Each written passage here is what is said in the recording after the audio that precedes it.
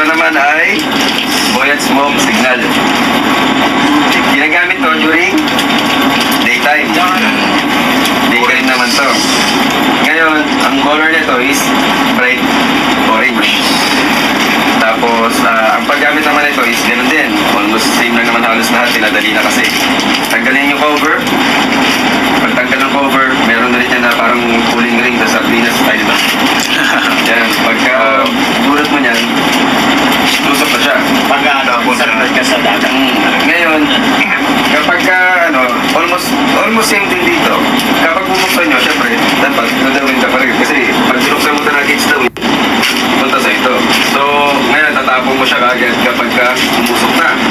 Ginagamit during daytime ito para makita tayo ng mga rescuers during daytime. Tapos, ilan ang, ang burning period or smoking period niya. Ano siya? 180 seconds.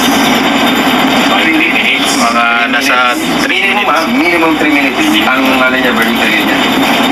So ngayon, syempre gagamitin lang natin ito. Kunyari, huwag naman sana, just in case na huwag niya sana magamit pero dapat marunong pa rin magagamitin niya ito kapag may nakita kayo na possible na rescuer or for example, may barko na malapit para makakuha kayo ng atensyon. Yan ang gamit na itong mga to.